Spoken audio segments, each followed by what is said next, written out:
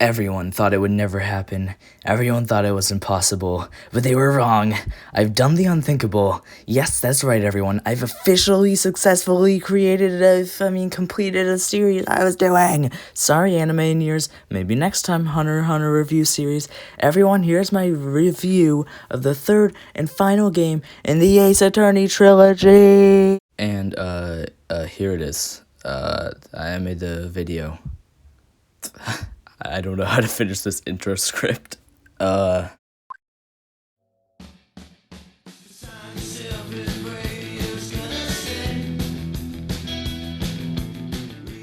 everyone, and welcome back to the channel. I hope you're all having a great day. So yeah, as you all probably know, this was supposed to be my February video, but I released my first music review video at the start of the year instead. But don't worry, my final Aceattorney trilogy video is out now.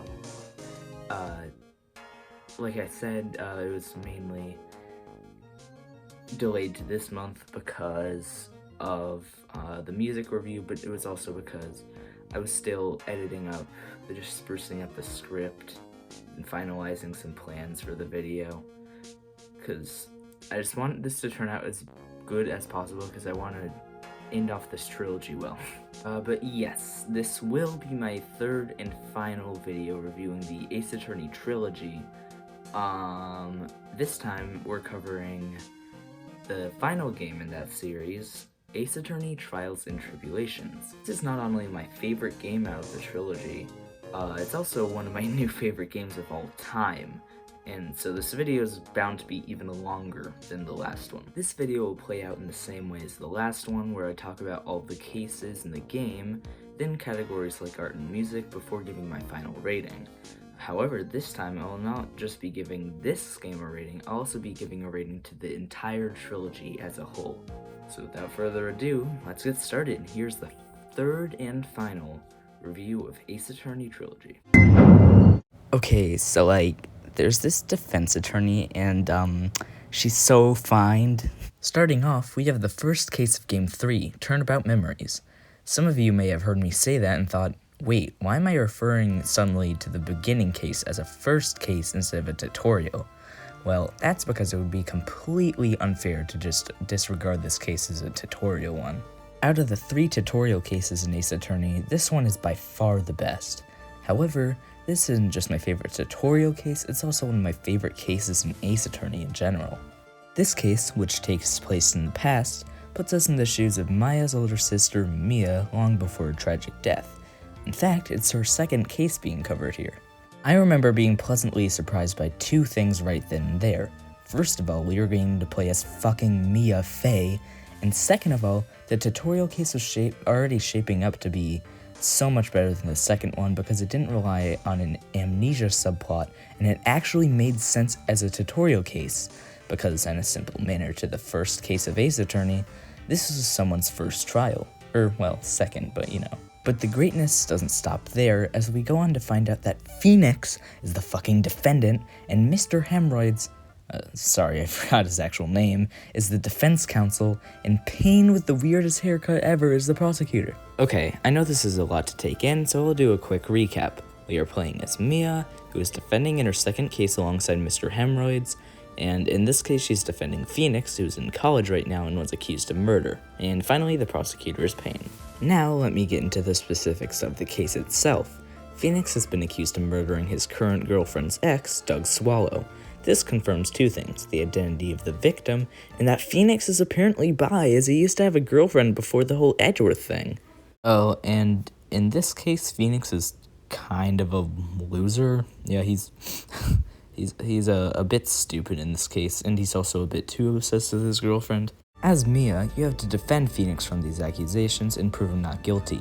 However, something seems to have Mia nervous about the case, but we don't know what it is, yet at least. This case is one of my favorites because it's everything a good Aceattorney case should be: interesting, well-written, funny, and dramatic. Even though it's just an hour and a half long, the case manages to pack so much content into what little time it has. It's also the best tutorial case because it's not only good, it's also very, very relevant to the plot, which I'll get to later, But let me just say now that this case introduces one of the most interesting and evil Ace Attorney characters ever, Dahlia Hawthorne, Phoenix's ex-girlfriend. Speaking of her, the case results in her being proven guilty, and Phoenix not guilty, of course, but she menacingly tells Mia that they will meet again one day. So, in conclusion, this case is a perfect one because of the many reasons I listed before, but also because it gives us some insight on a very underrated character who died way too early, Mia Fey. Turnabout Memories gets a perfect 10 out of 10. Moving on, we have the Stolen Turnabout, which takes us back to the present and puts us back in the point of view of Phoenix, who, surprise surprise, is dealing with yet another crazy case. This one is super cool and a lot different from the other cases because instead of it just being a regular murder case, we're dealing with a robbery here. But before we get into all of that, let's talk about what's going on with our beloved main characters. Maya and Pearl are excited to go to the Treasures of Khura'in exhibit, an event being hosted to display the many famous treasures of Khura'in Village, and Phoenix is enjoying cleaning the office toilet. Yeah, anyways, the Treasures of Khura'in. Our main cast goes to the exhibit, and there we find Adrian Andrews. Remember her from the last case of Game 2? You know, that one that I obsessed about? Well, Adrian is back, and this time she's just as concerningly unstable as ever. I genuinely feel horrible for her. And you start to feel even more horrible for her when you find out that the event has, in fact, been robbed. That's right, in typical Ace Attorney fashion, something goes horribly wrong. In this case, the sacred urn being stolen by the infamous robber, Mask Star Damask, or however the fuck you pronounce his name. One thing I really did like about this case was how they developed Adrian Andrews' character. It was revealed at the end of the second game that she was getting better thanks to Franziska, who was training her to help become a stronger and less traumatized person. However, it still is really clear to see that last case had such an impact on her, and it really makes me feel bad, even though obviously she's fictional. This is sadly clear to see in this case, as although she appears to be holding up fine, she freaks out at the smallest things. In my opinion, Adrian is an extremely underrated character and is such a well-written one as well. Also, speaking of Adrian, did I seriously forget to mention her in my last video? If so, then I'm really pissed at myself for that. Anyways, the police believe that they found the robber and you're sent to the detention center to question him. And when you visit the prison cell, you meet this absolute twink. Okay, you have to hear me out. Not only is he a twink, he's also mentally deranged, right? Isn't that what everyone loves? Anyways, his name's Ron Delight, and he's convinced he's the robber, mentally ill, even though he is not. It's up to you to defend him. And you may be asking, how exactly do you know he's not the real robber? Well, it's because, she told us, and you know what they say, always trust a hot person. Oh, and we also know because, come on, there's no way this dude robbed a fucking museum. Oh, and also, this dude is suspicious as fuck. So, obviously, the actual culprit ends up being Luke Atme, Look at me, who was pretending to be a detective, but he had actually stolen the urn. However, the case is not over, as Ron has now been accused of murder. And here's where I'll pause on talking about the plot for a second. Overall, I consider this case to be a pretty damn good one and one of the overall best cases in this trilogy. However, here's the part where I kind of had a few problems with it. I originally thought that this case was super great because of how unique it was, with it not being a murder case and everything, so this obviously kind of ruined the appeal of it for me. It also kind of felt like the developers like, oh shit, this case is too short, let's just accuse Ron of murder now. However, this doesn't completely ruin the case. In fact, it's not even too huge of a deal, and the case is still extremely enjoyable. It's also the first case to feature Prosecutor Godot, who is a very, very important reoccurring character we'll talk more about later. But of course, in the end, the good guys win. Aside from a few minor gripes I had, the case is still extremely good and gets a 9 out of 10. There's also a Led Zeppelin reference in this case, more specifically, a reference to their song Kashmir, so yeah. I'd want to give it bonus points, but that would be unfair, but let me just say it's awesome. All I see turns to brown.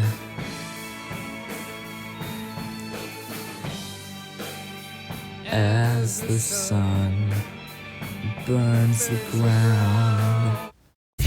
Wow, I'm not even on case 3 yet, and I'm already singing.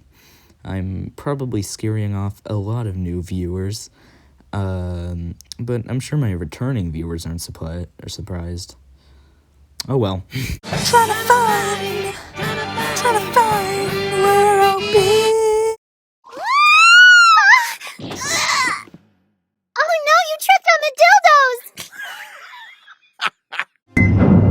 Now let's talk about a case that gets a lot more hate than it deserves.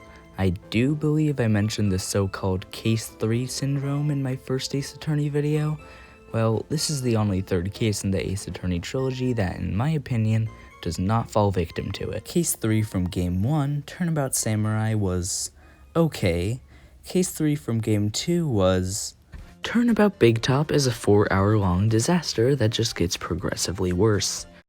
Just so good that I don't want to talk about it ever again and never will, but this case is actually pretty damn good. Sure, it may have had absolutely nothing to do with the plot. Sure, it may have been a bit fanservice-y. Sure, it may have had a walking gay stereotype. Sure, it might have included a scene where Maya channeled Mia to seduce an old guy. Wait, no, I'm not letting that one slide. What the fuck am I talking about? That scene was fucking weird. Anyways, aside from those problems, which are very minor by the way, aside from the last one, are overshadowed by what is actually a pretty fun case. So in this case, Maggie Bird is back, and she's been arrested, again. But she's back, and I'm super happy about that. Anyways, she was arrested because it was believed that she killed one of the customers at the new restaurant she works at, so it's up to you to defend her. However, there is a twist here, as apparently this is Maggie's retrial.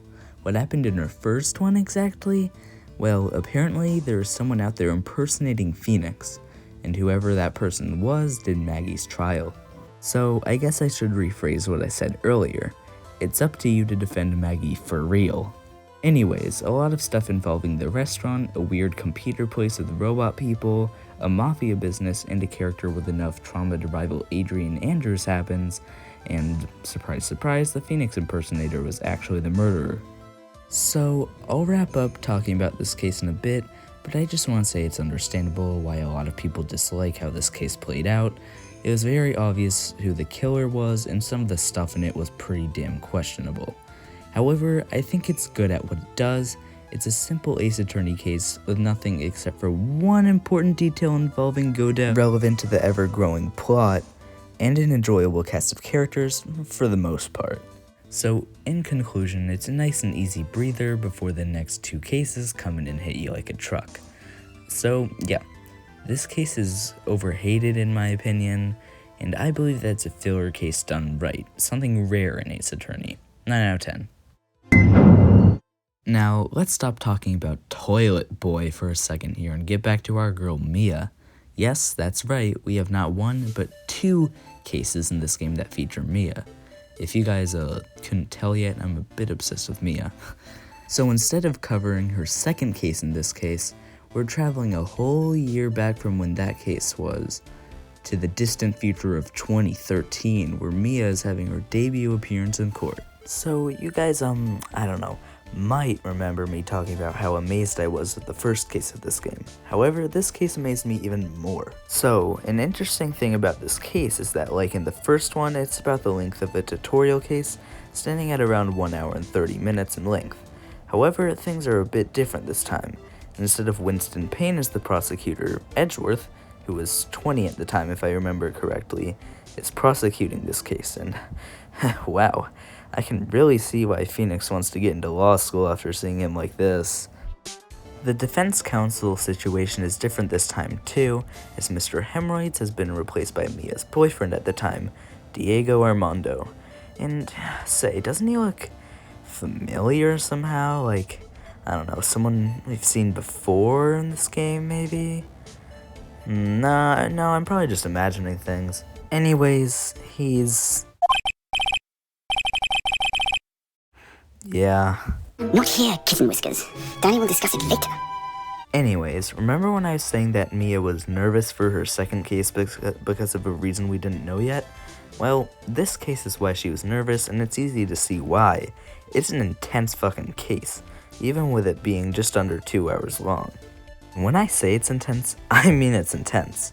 Your defendant is an escaped death row convict. The witness is fucking Dahlia Hawthorne, Melissa Foster. Yeah, if you couldn't tell already, this game really liked horribly disguising characters. The person who was killed, Dahlia's older sister, Valerie Hawthorne. I won't get into the specifics of the case, which would take a very long time to explain, something surprising and impressive for such a short case, but holy shit. If you thought that last case from Game 2 had high stakes, this one is just mind-blowing. Just as you thought the stakes couldn't get any higher, now you're being forced to prove a guilty man innocent. Wait, shit, I already said something like that in my last video. Just cut this out, cut this segment out. A story involving lies, shocking events from previous cases, and manipulation plays out. You know how in case 1 of this game, Dahlia essentially manipulated Phoenix to keep him from proving her guilty? Obviously, it didn't work in that case, but in this case, it sure as hell did. Terry and Dahlia apparently had some, weird relationship I just really don't want to think about, but their friendship was so messed up that Dahlia had a bottle of poison put into a temple that either one of them would go and get if they ever stopped trusting each other. Any normal person who heard her say this would probably stay as far away from her as possible, but I mean, it's Ace Attorney. These characters aren't normal. However, it turns out that before the case, Terry had drank the poison before going into court. So, how does the case end exactly? With Terry dying in the witness stand. This was by far one of the most shocking endings in an Ace Attorney case. The suicide, of course, was crazy for a T-rated game, but the aftermath of the case was crazy as well. Due to the defendant's sudden death, the judge is unable to give a verdict, and the trial ends there. Mia and Edgeworth are both traumatized, Terry's dead, and Melissa, I guess, is the only one walking away happily, having gotten away with manipulation and murder. One of the most powerful and shocking Ace Attorney cases, especially for a case not even 2 hours long. This one is really impressive and has a lot of replay value. 10 out of 10. And now we have the 5th and final case of Game 3, as well as the 14th and final case of the original Ace Attorney trilogy, Bridge to the Turnabout. Now, you've heard me talk about both my 3rd and 2nd favorite Ace Attorney cases in the previous video, and you might be wondering, what's my overall favorite case? Without any question, it's definitely this one. Oh, and I'm just gonna state the obvious spoiler, this case is a 10 out of 10. I'm even tempted to give this an 11 out of 10, but I mean, that rating kind of doesn't exist, so yeah. Now, Ace Attorney has introduced a lot of different plot lines, and for the most part, they've managed to stay somewhat connected. With this being the conclusion case, it would be fair to expect it to wrap up the plot in a decent enough way. So, does this case do that? No, it wraps it up perfectly.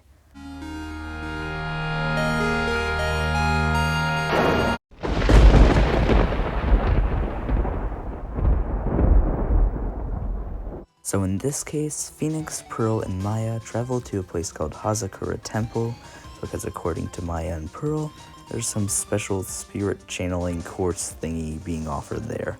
And of course, Phoenix has to go, because that's just how things work, I guess. And when they get there, they discover that it's absolutely freezing cold and snowy there, which makes you think, how the hell did Maya and Pearl convince Phoenix to go with them? Well, it turns out Phoenix recognized a familiar face on the magazine that the ad was in, and decided to go with them. Upon their arrival, they meet the workers at the temple, a book author named Elise, the assistant nun / strikingly familiar Iris, and the head nun Bikini. No, that wasn't a mistake I made while writing this script. Her name is literally Bikini. Oh, and also, Larry's back. Everyone say hi. After they all eat dinner together, Maya leaves to go do her spirit channeling thingy, Pearl goes to read a book with Elise, and the rest of them go to bed. However, Phoenix wakes up later that night noticing that Pearl is missing and goes to ask the other people in the temple if they've seen her. Elise tells him that Pearl never actually came to read with her and that she was wondering the same thing. He later encounters Iris, who tells him that she hasn't seen her either. However, during this exchange, she says Phoenix's name, which he never told her. Phoenix, confused, tries to ask her a few questions about who she is, but she gives him head. Wait, no, I'm sorry, I meant to say your hood. She tells him that this hood will help protect him from evil spirits and keep him safe. However, she must have accidentally given him the bad luck hood, as he later finds a dead body and falls off of a burning bridge. Yep, not even Karain Village is safe from elaborate murders. Okay, so the full story is that Phoenix went back to bed after he got the hood, when he woke up again because of someone screaming. That someone screaming was Elise, who he finds dead from being stabbed by a fucking statue. While in panic, he accidentally steps on Bikini, who had fainted on the floor. She urgently tells him to call the cops, so he runs up to Dusky Bridge to use the phone there. However, he finds out that Dusky Bridge is on fire, so he tells Larry to call the police instead. Oh, yeah, because Larry's here for some reason. And Phoenix runs across the bridge in an attempt to save Maya. However, him running across the bridge was just an attempt as well, as the bridge collapses and he falls to his death in the Eagle River, where it is said that no one is able to be found. And thus ends the story of Phoenix Wright. It was an eventful one, it was an emotional one, and it sure was a funny one. It also lasted a good 75 hours as I struggled to be halfway decent at the game and punched my Switch 522 times. Goodbye, Phoenix Wright, you will be missed. No, I'm not doing it this time. I'm not doing it ever again. He's not even dead, you guys. He, did fall off that bridge, though, and now he's in the hospital. So, you may be thinking, how will Phoenix defend Iris, who, is the accused, by the way, I forgot to mention that, from his hospital bed? I mean, he could do a Zoom call or something, I guess, but this game was made in, 2004 or something. I guess the distant future of 2017 in this game isn't so distant after all. But that's the thing, he can't defend Iris, so his beloved Edgeworth steps in to be a defense attorney. And when I mean steps in, I mean gets a call from Larry saying that Phoenix is hurt and charters a private jet to get back from vacation overseas to make sure he's okay. This man is not straight, guys, give it up. Before visiting Iris in the detention center though, he stops to get Phoenix's badge from him in his hospital bed. Edgeworth then heads to the detention center to meet Iris, and this is where all of the courtroom drama starts. Okay, so here's the thing. There is a lot to cover here. I could honestly make a full video just talking about this one case, really. So I don't think I'll be able to cover all of the crazy twists and plot points. So if your favorite part from this case doesn't get mentioned, it's not because I don't like it, it's just because I don't want to make this video an hour long. Anyways, during the first trial, Edgeworth reveals with evidence that the murder may have actually taken place somewhere outside of the Inner Temple due to curious signs of a snowmobile. So the court is suspended for the day, and we are then put back into the shoes of Phoenix. During the second day of investigation, now in the hands of Phoenix as I previously stated, we find out some crazy stuff. Elise was actually Misty Faye, Maya's mom and Pearl's aunt. Pearl snuck out to go with Maya, and ended up getting stuck on the other side of the bridge at the Inner Temple, but out in the cold, which is pretty fucking terrifying for an 8-year-old when you think about it. Anyways, after seeing Franziska get roasted by a child, we head over to the Inner Temple, where it is believed that Maya is stuck in. We also meet Godot, who reveals many important pieces of information. Number 1, he has that visor thing because his sight was harmed, meaning that he can't see the color red. Number 2, he has it because without it, he can't see. And finally, number 3, Phoenix just generally pisses him the fuck off, which, we already kind of knew. Anyways, he also takes over as the chief prosecutor of the case, leaving Von Karma pissed. She still, however, helps you with the investigation. It proceeds normally enough, with the two finding the entrance to the Inner Temple blocked by a trick lock, which apparently only Iris can unlock. Iris is then sent with Edgeworth to unlock it. However, this is the last thing that happens before an earthquake strikes. And that was Ace Attorney. These characters were all so interesting in their own rights, and of course the cases barring a few, were superb, and the overarching story was honestly just stellar. I'll really miss this series, and I guess the last thing I really can say is rest in peace, Phoenix Wright & Co. Nah, I'm just kidding. Post-earthquake events, Phoenix rushes to his boyfriend's safety, aware of his childhood trauma of earthquakes. He admits that Iris escaped because he passed out from fear, so we set out to find her. When we do, we now see 5 trick locks in the inner temple, which according to her, she cannot open. She further explains this by saying that each trick lock was set so it could be opened in hundreds of different ways, meaning that it could take hours to open just one. So Iris works on this while in the meantime we try finding more evidence. And that we do. We find the real murder weapon, Misty Faye's staff, which is actually a sword, and a burnt letter from Morgan Faye to Pearl Faye with instructions that, unbeknownst to her, would affect Maya. We also find out a shocking twist. Iris is both Morgan Faye's daughter and the twin sister of Dahlia Hawthorne, the infamous murderer of Doug Swallow, and many others. This newfound information, we find out that Dahlia has been channeled, explaining the whole 2 irises in 2 different places at the same time thing. It also comes to light that Pearl attempted to follow the instructions in Morgan's letter, except because of Morgan stupidly using strong vocabulary when writing a letter to a fucking 8-year-old, Pearl didn't understand her instruction to gravely roast the master, and instead covered the scroll of Misty Faye in the inner temple with gravy, which is actually pretty funny. But what's more interesting is that Pearl couldn't channel Dahlia like Morgan wanted her to, meaning that it was someone else channeling her. It also couldn't have been Iris because she and Dahlia being in 2 places at the same time would have contradicted with that. Before the investigation concludes, Godot nicely tells Phoenix that Maya would die just like Mia, and it would be all its fault. I love Godot's character, but he can seriously be such an asshole at times. In court the next day, Iris testifies that Misty tried to kill Maya with a dagger, and in self-defense, Maya killed her. However, we know this is wrong, as there's no way Misty would try to kill her own daughter. Also, the visual counterpart of what Iris is saying shows that creepy still from that Maya animation I mentioned in the first video. Thanks for giving me nightmares, aceattorney. God. However, despite Phoenix's constant proof, Iris continues to deny this, which is very confusing as she was on our side for every moment up until that point. That's when it hits Phoenix. It isn't Iris in the witness stand, it's someone channeling Dahlia. Phoenix blows her cover, and the now revealed Dahlia shows her true colors. Now, here's where she actually starts telling the truth. Morgan wanted Misty and Maya dead so that Pearl would become the new Crane Master, and Dahlia just wanted to kill people that Mia cared about. In an attempt to kill Maya with a dagger, Maya turned the tables on her and stabbed her to get away. The now immobilized Dahlia wrote Maya's name on the stone lantern to cast suspicion on her right before fainting. When she woke up again, she was in the inner temple where Iris had saved her. In a really kind act of thanks, Dahlia trapped her sister in the cavern and set up the trick locks, but this also reveals that Maya is not there, leaving Phoenix devastated.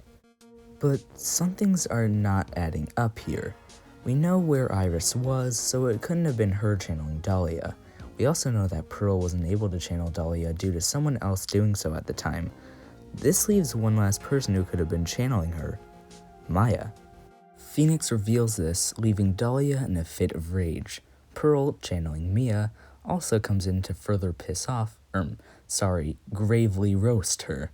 In fact, they roast her so fucking bad that she gets exorcised from Maya's body in the middle of the courtroom, leaving a severely weakened Maya who fainted from exhaustion and hunger, and everyone else having witnessed this horrifying scene. However, the trial isn't over yet, as Godot reveals that although it has become clear that Maya isn't the murderer, Iris is still the prime suspect. Maya, now shaken up from everything that had transpired up until now, testifies that she had seen a man behind the person attacking her. Godot, however, argues that it would have been impossible for her to have seen him, given how the lamp wasn't lit and it was pitch black outside. But Phoenix points out the fatal flaw in his reasoning, that there is one person that would have been visible at the time, Godot himself. Of course, Godot also argues against this, but Phoenix wins in the end, and also pulls the sickest objection ever alongside the ghost of Mia. Godot, realizing the hopeless situation, confesses to the crime, explaining how he wanted Dahlia dead and Phoenix to have a lot of guilt for letting the tragedy that would consume the Faye family happen. He also further admits that as much as he hates and can't forgive Phoenix, the real person he can't find it in his heart to forgive is himself. Godot then gives his final words to Phoenix and Maya in a very bittersweet moment before presumably being placed under arrest. Iris is then called back to the stand and is declared innocent of her murder charge, but technically guilty of being an accomplice to the crime. But before being arrested, she tells Phoenix that the person he had been dating 6 years ago was not Dahlia, but in fact her. He had met the real Dahlia when he encountered her after she had poisoned Godot/Diego, and she agreed to date him just so she could pass the poison bottle on to him. Given how Phoenix wouldn't give it back to her, Dahlia just figured she could kill him to get it back, but Iris begged her not to, and offered to pose as her to get the poison back without causing violence. However, she ended up falling in love with him and wasn't able to get the poison back. The only time Phoenix ever saw the real Dahlia again was in court when he was accused of murdering Doug Swallow. This confirms both the true identities of the twin sisters and Phoenix's bisexuality. Iris also explains how she is still in love with Phoenix, but they kinda wheel her away before she finds out about his prosecutor boyfriend. Iris was such an awesome character, so it really sucks that she'll be protesting against pride parades once she gets out of her prison sentence. Anyways, with the trial now over, the gang reunites and are all super happy to see each other again, except for Francisca, who's just happy to see Maya happy. After presumably resisting the urge to passionately make out with her in celebration of Phoenix's one trial, she asks Edgeworth why Maya seems so happy. Edgeworth explains to her that she isn't doing well in the slightest. After all, her mother, who she hasn't seen in the years and could have reunited with, is dead. And she also feels like she failed to protect Godot, Pearl, and others, and just kind of feels like a failure in general, but is staying strong for Pearl. It's in this moment that we seriously realize how much Maya has been through. Like, sure, she's a happy and chipper girl who provides most of the comedy in the series, but deep down, she's really suffering from a lot. She's lost her older sister, her mother, and her sister's boyfriend who took care of her a lot. Not to mention having been accused of murder countless times, kidnapped, framed by her own aunt, and just recently, trapped in a cave and nearly killed. The amount of trauma from that must have been insane to boot. Sure, the entire cast of Ace Attorney may be traumatized gay court dwellers, but the amount of pain Maya has gone through and her ability to stay strong for other people is unbelievable. Needless to say, Francisca's into that. But with that, this crazy overarching story has been resolved. Phoenix's past has been cleared up, the Faye bloodline has been saved, and like Mia asked all that time ago, Phoenix has successfully managed to protect Maya from all of the dangers she's faced. And well, thank you all so much for watching this video. I hope you enjoyed it, and it was a lot of hard work, but I really feel like it paid off in the end. Which is also why I'd appreciate it if you guys could like, subscribe, and share this video with your friends.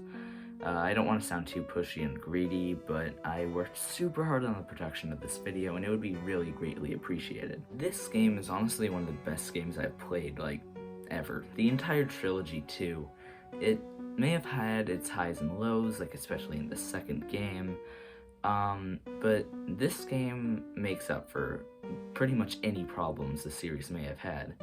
I'd personally give Trials and Tribulations and Ace Attorney Trials and Tribulations a 10 out of 10, and the overall trilogy a 9 out of 10. And well, that's about it. I'd say this is a good enough time as any to wrap up the video. Again, I hope you guys enjoyed watching this video as much as I enjoyed making it, and I'll see you in the next one. Have a good day, everybody.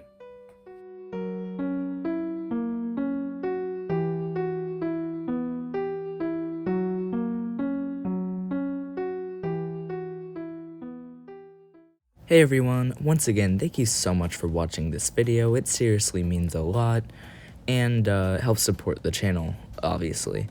Again, if you watch this video, please subscribe and like and share it. And, yeah.